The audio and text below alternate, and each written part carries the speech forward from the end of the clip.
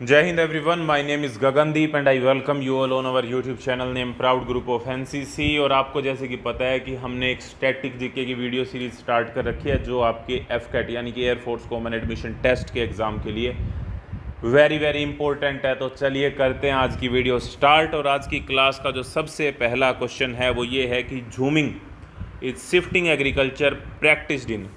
मैं आपको हिंदी में थोड़ा सा बता देता हूँ। झूम की खेती से बोलते हैं। झूम की खेती में क्या होता है कि एक जगह पे लोग खेती करते हैं, वहाँ पे जो पेड़ पौधे या जंगल होता है उसे साफ़ करते हैं, वहाँ पे कुछ टाइम के लिए खेती करते हैं। फिर वहाँ पे क्या होता है कि उस धरती की उर्वरक क्षमता जब कम हो जाती है तो वो दूसरी जगह पे जाते हैं, उस जगह को छोड़ के, और वहाँ पे फिर जंगल को साफ़ करते हैं और वहाँ पे खेती करना स्टार्ट कर देते हैं। फिर तीसरी जगह पे, चौथी जगह पे, और इसी तरीके से खेती चलती रहती है। यानी कि झूमते हुए घूमते हुए खेती जो की जाती है उसे ही झूम की खेती बोला जाता है। और ये जो प्रैक्टिस की जाती है, इस तरह की खेती कहाँ पे होती है? तो नॉर्थ ईस्टर्न इंडिया के अंदर होती है। ये बात आपको ध्यान रखनी है। अगले क्वेश्चन की तरफ हम बढ़ते हैं। हमारा नेक्स्ट क्वेश्चन जो है वो एक frontal rain is caused by. या बताओ, देखो फ्रंटल रेन जो होती हैं वो कई टाइप की होती हैं। तो यहाँ पे बात हो रही है फ्रंटल रेन की। तो फ्रंटल रेन जो होती है वो कैसे होती है? तो वो होती है condensation of water evaporated from mountains. बारिश का मतलब ही यही होता है कि बारिश कैसे होती है। वाटर होता है, वाटर नीचे से ऊपर उड़ता है, ठीक है, एवोपरेट होता है, और फिर वो क्या हो जाता है? कंडेंस हो जाता है, यानी कि इकट्ठा हो जाता है। जब इकट्ठा हो जाता है तो बारिश हो जाती है। नीचे से एवोपरेट होता है मतलब उड़ता है। पानी जब उड़ता है ना तो उसे एवोपरेट होना बोलते हैं, भाप बन के उड़ना, ठीक है। और कंडेंस होना मतलब उसका इकट्ठा होना। तो जब बारिश हो जाती है, बेसिक सा कंसेप्ट होता है रेन का। नेक्स्ट दी पाक स्ट्रेट लाइज बिटवीन। पहले तो यही समझ लो कि स्ट्रेट होता ही क्या है। स्ट्रेट हम बोलते हैं narrow piece of sea that joins two larger seas. यहाँ पे एक बहुत ही बड़ा सी है, यहाँ पे एक बहुत ही बड़ा सी है, बीच में से मान लो कोई नैरो सा पीस गया हुआ है वाटर बॉडी का। अब ये इस वाले सी को और इस वाले सी को कनेक्ट कर रहा है, तो इसको हम स्ट्रेट बोल देते हैं। अब इसी तरीके से बहुत सारी स्ट्रेट होती हैं वर्ल्ड में। एक का नाम है पाक स्ट्रेट। तो पाक स्ट्रेट जो जोड़ती है वो जोड़ती है बे ऑफ बंगाल यानी कि बंगाल की खाड़ी को गल्फ ऑफ मन्नार, मन्नार की गल्फ से। तो बे ऑफ बंगाल को गल्फ ऑफ मन्नार से जोड़ती है Palk strait. Very important question. Next question देखो, permanent hardness of water may be removed by addition of. May be लिख रखा है, ज़रूरी नहीं है कि रिमूव होगी, लेकिन किस तरीके से रिमूव की जाती है? सोडियम कार्बोनेट का प्रयोग करके permanent hardness of water remove में भी की जा सकती है, क्योंकि नाम ही परमानेंट हो गया तो हार्डनेस तो बिल्कुल भी नहीं जाएगी। अब यहाँ पे बात करते हैं, वाटर को हम डिफाइन करते हैं दो टाइप के वाटर में। एक होता है सॉफ्ट वाटर, एक होता है हार्ड वाटर। सॉफ्ट वाटर कौन सा होता है? ऐसा वाटर जिसके अंदर साबुन लग जाता है उसको हम सॉफ्ट वाटर बोलते हैं सिंपल लैंग्वेज के अंदर।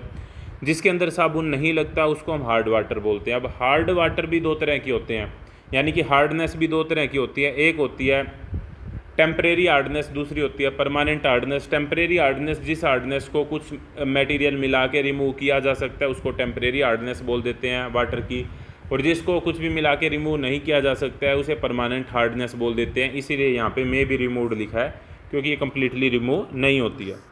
Which is the largest satellite of the planet Jupiter. आपको पता है प्लैनेट्स होते हैं, प्लैनेट्स के अराउंड जो चीज़ें रिवॉल्व करती हैं उनको हम सैटेलाइट बोलते हैं। सन है, सन के अराउंड जो रिवॉल्व करता है उसको क्या बोलते हैं? प्लैनेट बोलते हैं।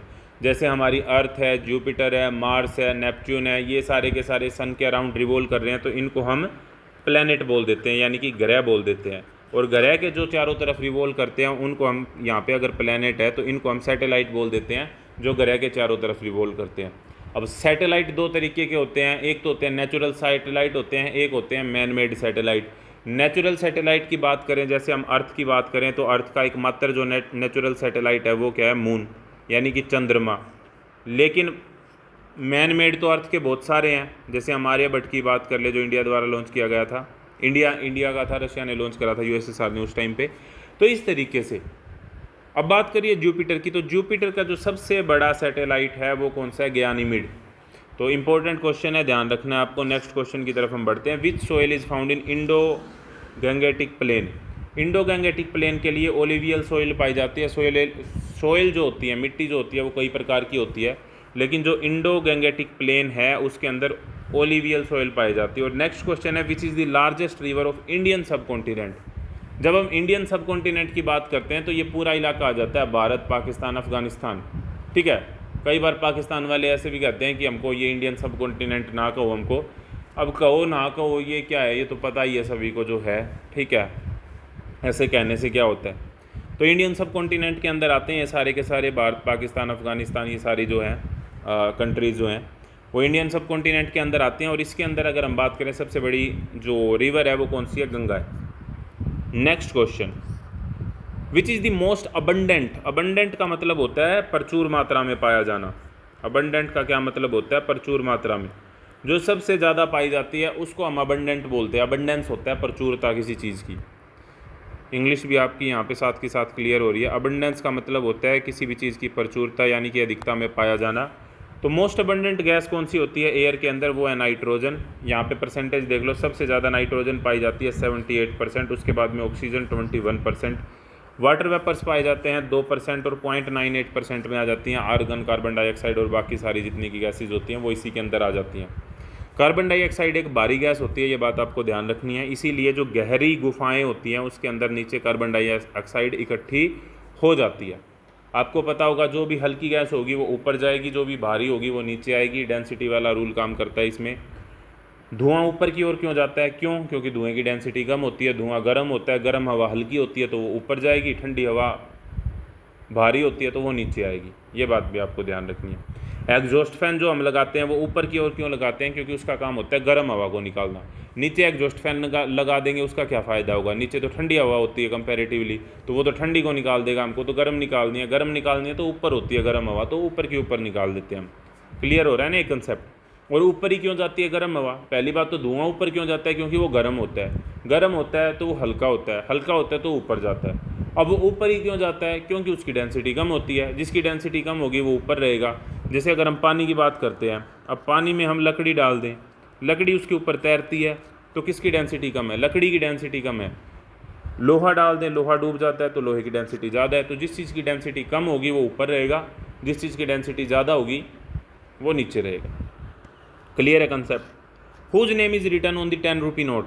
10 रुपये के नोट के ऊपर किसका नाम लिखा होता है, तो गवर्नर ऑफ आरबीआई। आपको पता है RBI reserve bank of India, इसकी स्थापना जो हुई थी वो हुई थी 1 अप्रैल 1935 को, ठीक है। 1 अप्रैल से, इसीलिए फाइनेंशियल ईयर जो हमारा स्टार्ट होता है वो 1 अप्रैल से स्टार्ट होता है। इसके हेडक्वार्टर जो है वो कहाँ पर है, मुंबई में है। ये बात भी आपको ध्यान रखनी है, वेरी वेरी इंपॉर्टेंट क्वेश्चन है। हालांकि इसका नेशनलाइजेशन बाद में हुआ था इंडिया के पार्टीशन के। If the speed of the rotation of earth increase then mass of the earth would. अगर हम, आपको पता है अर्थ रोटेट करती है, घूमती है। अब एक तो रिवोल्यूशन होता है, रिवोल्यूशन का क्या मतलब होता है, दो तरह की स्पीड होती है अर्थ की। एक तो रिवोल्यूशन होता है, रिवोल्यूशन का मतलब जो सूर्य के चारों तरफ चक्कर लगाती है, इस तरीके से घूम रही है, उसको हम बोलते हैं रिवोल्यूशन। और एक होता है रोटेशन। रोटेशन मतलब कोई गेंद है, वो गेंद वहीं की वहीं घूम रही है, उसका सेंटर चेंज नहीं हो रहा मान लो, और वहीं की वहीं घूम रही है, तो उसको रोटेट करना बोलते हैं, हम घुमाते हैं किसी चीज़ को। तो ये घूमती भी है, ऐसे घूमती घूमती ऐसे घूमती है, अर्थ जो है वो ऐसे घूमती है, यानी कि खुद भी घूम रही होती है अपनी एक्सिस पे और सूर्य के चारों तरफ भी घूम रही होती है। तो जो खुद घूम रही होती है इसको हम रोटेशन बोलते हैं, और जो चारों तरफ घूम रही होती है इसको हम रिवोल्यूशन बोलते हैं, ठीक है। दिनों रात जो बनते हैं वो रोटेशन के कारण बनते हैं, दिनों रात जो बनते हैं वो रोटेशन के कारण बनते हैं, और जो साल पूरा जो होता है वो रिवोल्यूशन के कारण होता है।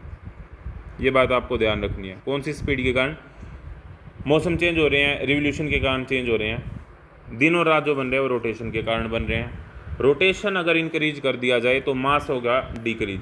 तो आपको ध्यान रखना है, रोटेशन यहाँ पे इन्वर्सली प्रोपोर्शनल टू मास हो गया। रोटेशन हम इंक्रीज कर देंगे अर्थ का, मास डिक्रीज हो जाएगा।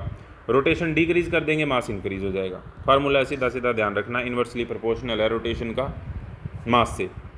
एसिड और बेस को कंबाइन करेंगे तो क्या बनेगा, नमक और पानी। कैसे पता लगा, एक सिंपल सा फार्मूला देख लो। HCl क्या होता है, एसिड होता है। NaOH क्या होता है, बेस होता है। मिला दिया, NaCl बन गया नमक, H2O बन गया पानी। तो नमक और पानी बन जाता है जब भी हम एसिड प्लस बेस को मिलाते हैं, तो क्या बनता है, नमक और पानी बनता है। ध्यान रखना ये वाली बात, वेरी इंपॉर्टेंट क्वेश्चन है। रेडियो वेव्स रिफ्लेक्ट होती हैं। रेडियो वेव्स आपको पता है, जो भी हम रेडियो यूज़ करते हैं तो क्या होता है कि ऐसे गए वो एटमॉस्फेयर के अंदर, कोई भी ट्रांसमीटर है, ट्रांसमीटर यानी कि जो रेंज छोड़ता है, जैसे कहीं पे भी रेडियो स्टेशन है तो उसने ट्रांसमीटर लगा रखा है, अब वो रेंज छोड़ेगा, रेंज छोड़ दी वो ऊपर जाएगी एटमॉस्फेयर में। कहाँ पे गई? आयनोस्फीयर में। आयनोस्फीयर में क्या होगा? वो रेंज टकराएगी। फिर यहाँ पे हमारा रेडियो लगा हुआ है। रेडियो, इसको हम क्या बोलते हैं? रिसीवर बोलते हैं। क्या बोलते हैं? रिसीवर। अब इसने ये रेंज कैच कर ली, कहाँ से रिफ्लेक्ट होके आई? आयनोस्फीयर से। तो ये होता है, यही पूछ रहे हैं कि कहाँ से रिफ्लेक्ट होती हैं रेडियो वेव जो होती है, वो आयनोस्फीयर से रिफ्लेक्ट होती हैं। ये हमारा ट्रांसमीटर हो गया, ये हमारा रिसीवर हो गया। ट्रांसमीटर जो हम एंटीना बोलते हैं, टावर लगे होते हैं, वो ट्रांसमीटर हो गए रेडियो स्टेशन पे। रिसीवर क्या हो गया? हमारा रेडियो सेट हो गया।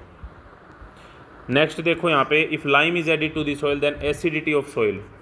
लाइम होता है चूना। आपको पता है कि एग्रीकल्चर जो खेती करते हैं, किसानों को सलाह दी जाती है धरती के अंदर, मिट्टी के अंदर चूना मिलाने की। क्यों दी जाती है? कि जहाँ पे एसिडिटी ज़्यादा होती है मिट्टी की, तो चूना मिलाते हैं तो वो एसिडिटी क्या हो जाती है? कम हो जाती है। तो आपको पता लग गया। लाइम अगर ऐड करेंगे सोइल के अंदर तो एसिडिटी क्या हो जाएगी? डिक्रीज हो जाएगी। नेक्स्ट क्वेश्चन देखो, कोई शिप है। अब ये बहुत ही बड़ा समुंदर है, ये हमारी नदी है, ये यहाँ से शिप चलता आ रहा है भाई, ये रहा हमारा शिप। ठीक है भाई, मान लिया मैंने ये शिप। अब ये शिप चलता आ रहा है, जब यहाँ पे नदी में था ना, लेकिन नदी से जैसे ही वो समुंदर में एंटर करेगा ना, तो थोड़ा सा वो ऊपर उठ जाएगा, उसका जो बेस होगा। ये बात ध्यान रखनी है आपकी। बोयंसी के कारण इंक्रीज करेगा। वैसे भी जो समुंदर के पानी की डेंसिटी होती है वो ज़्यादा होती है कि उसके अंदर नमक वगैरह प्रेजेंट होते हैं। तो इस तरीके से भी आप ध्यान रख सकते हैं। लीवर क्या होता है? लीवर का क्या काम होता है? लीवर डाइजेस्ट करता है फैट को। फैट को डाइजेस्ट करने का काम कौन करता है? लीवर करता है। रिकेट्स नाम का एक रोग होता है भाई, ठीक है, किसकी कमी से होता है? विटामिन डी की कमी से होता है। विटामिन डी हमें किससे मिलता है? सूर्य से मिलता है। सी की कमी से कौन सा रोग हो जाता है? सकरवी रोग हो जाता है। ए की कमी से कौन सा रोग हो जाता है? रतौंधी। रतौंधी हिंदी में रतौंधी बोल देते हैं, इंग्लिश के अंदर इसका आंसर आएगा नाइट ब्लाइंडनेस, यानी कि रात को दिखना बंद हो जाता है ए की कमी से। बी की कमी से कौन सा रोग हो जाता है? बेरी बेरी रोग हो जाता है, बेरी बेरी। सी की कमी से सकरवी रोग हो जाता है। विटामिन सी का दूसरा नाम होता है ओस्कोर्बिक एसिड। किस में पाया जाता है? खट्टे फलों में पाया जाता है, नींबू, संतरा, आंवला, मिर्च। जिसको करने से सी होती है, उसके अंदर विटामिन सी पाया जाता है। Next question, monetary policy India के अंदर कौन डिसाइड करता है? आरबीआई डिसाइड करती है। आरबीआई के बारे में मैंने आपको बता दिया। रिजर्व बैंक ऑफ इंडिया 1 अप्रैल 1935 को इसकी स्थापना हुई थी। 1 अप्रैल को फाइनेंशियल ईयर हमारा स्टार्ट होता है। और मॉनेटरी पॉलिसी अगर आ जाए तो आरबीआई आ जाएगा, फाइनेंशियल पॉलिसी आ जाएगा तो हमारा फाइनेंस मिनिस्ट्री हो जाएगी। ठीक है, फाइनेंस की जो पॉलिसी है वो फाइनेंस मिनिस्ट्री आ जाएगी। मॉनेटरी पॉलिसी अगर पूछा गया है, पैसे की बात हो रही है, आरबीआई। मनी कौन बनाता है? आरबीआई बनाता है। तो मॉनेटरी पॉलिसी आरबीआई बनाएगा। Which countries are separated by 49th parallel line? तो यूएसए और कनाडा के जो बीच का बॉर्डर है उसको क्या बोला जाता है? 49th पैरेलल लाइन बोला जाता है। जैसे आपको पता होगा, मैकमोहन किसके बीच में होगी? इंडिया और चाइना के बीच में। रेड क्लिफ इंडिया और पाकिस्तान के बीच में। डूरंड इंडिया और अफगानिस्तान के बीच में। मैगिनोट लाइन जर्मनी और फ्रांस के बीच में। मैनेरिम लाइन रशिया और फिनलैंड के बीच में। तो ये इंपॉर्टेंट बाउंड्रीज होती हैं, इंपॉर्टेंट बॉर्डर होते हैं, जिन्हें बोला जाता है LOC line of actual control को बोलते हैं। एलओसी लाइन ऑफ कंट्रोल को बोलते हैं। LAC line of actual control को बोलते हैं। ये फुल फॉर्म भी ध्यान रख लेना, इंपॉर्टेंट है भाई। टाइडल फॉरेस्ट होते हैं, उनको दूसरे किस नाम से जाना जाता है? मैंग्रोव फॉरेस्ट के नाम से भी जाना जाता है टाइडल फॉरेस्ट को। इंपॉर्टेंट क्वेश्चन है। Rapid sliding of the large masses of bed rocks, बहुत ही बड़ी बड़ी पहाड़ जो खिसक जाते हैं, आपने सुना होगा केदारनाथ में, या जो भी पहाड़ी इलाके उत्तराखंड में, नॉर्थ ईस्ट के अंदर, आसाम में क्या होता है कि पहाड़ सरक जाते हैं, उसी को लैंडस्लाइड बोल देते हैं। भूस्खलन भी बोल देते हैं, भूस्खलन बोल देते हैं, लैंडस्लाइड बोल देते हैं। धरती सरक गई, पहाड़ सरक गए, उसको क्या बोल देते हैं? लैंडस्लाइड बोल देते हैं। वेरी वेरी इंपॉर्टेंट क्वेश्चन है। मेरे हिसाब से क्वेश्चन आपको समझ में आए होंगे, बहुत ही आसान क्वेश्चन होते हैं ये। बस बात होती है रेगुलरिटी की, कंसिस्टेंसी की। रेगुलरली आप ये वीडियोस देखते रहिए। एफकेट एग्जाम तक आपकी जो प्रिपरेशन है स्टैटिक जी को लेके बहुत ही अच्छी हो जाएगी, आप कॉन्फिडेंट फील करेंगे। और चैनल को सब्सक्राइब ज़रूर करें अगर आप रेगुलरली इस तरह की वीडियो देखना चाहते हैं। तो कुछ बच्चों की डिमांड आ रही थी इंग्लिश को लेके भी, उसके बारे में भी ध्यान करेंगे। अभी के लिए जीके की वीडियो चल रही है, उनको देखते रहिए।